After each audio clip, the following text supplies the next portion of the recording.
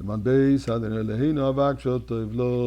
chers amis, prenons une caisse, un billet, quoi que ce soit, mettons dans la boîte de tzedaka, tfilat, tzedaka, et bien sûr, une pensée de Torah ce jour-ci, le Yud Bet Sivan, le 12e jour du mois de Sivan.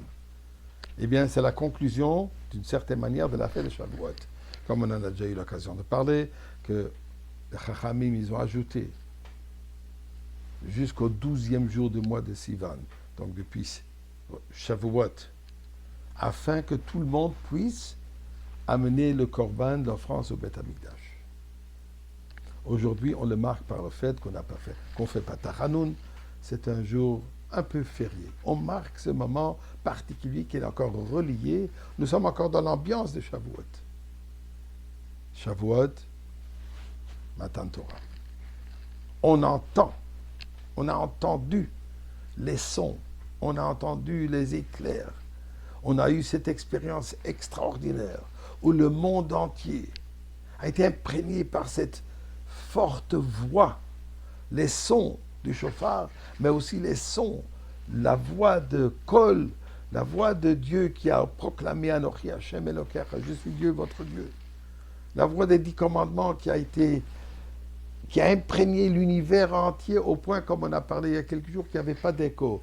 Ça s'est entendu, le monde entier a tremblé. Comme il dit le Passouk, Kol ha-shofar olech v'chazek mod. Le son du chauffard, il est puissant, et il devient de plus en plus puissant.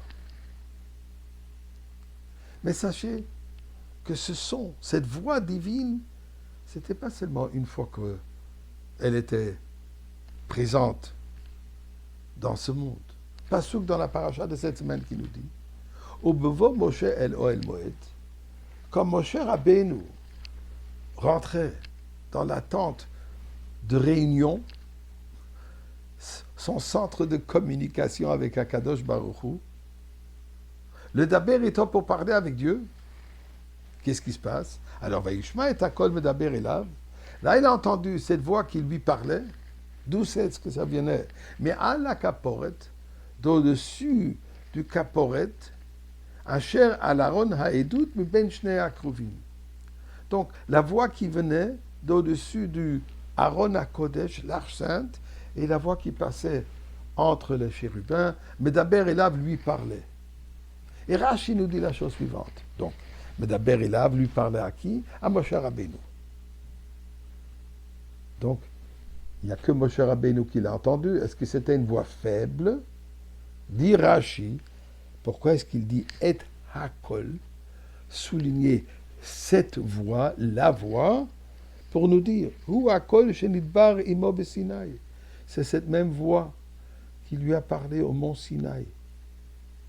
Mais, ce qui est arrivé pendant que le son, la voix de mont Sinaï, le monde entier l'a entendu, l'univers entier l'a entendu, le monde entier a tremblé. Dans ce cas ici, au Kushemagi, à l'Epetach, quand cette voix est arrivée à la porte, Hayanifsak, la voix s'arrêtait. Cette voix n'est pas sortie du Ohel. Qu'est-ce que la Torah nous dit ici? Si cette voix elle était tellement puissante, quoi? Un rideau qui a pu l'arrêter? Est-ce qu'il y a quelque chose qui peut arrêter, qui peut couper la voix divine? C'est quoi le message? Eh bien, la Chassidoute nous explique la chose suivante. Quand on parle de voix divine, ça veut dire la révélation divine. Bien sûr qu'il y avait une voix, mais le sens est, l'idée elle est qu'il y a une révélation divine qu'à certains moments, comme dans le cas de Matan Torah, ça a été dévoilé, ça a été révélé, où le monde entier l'a entendu.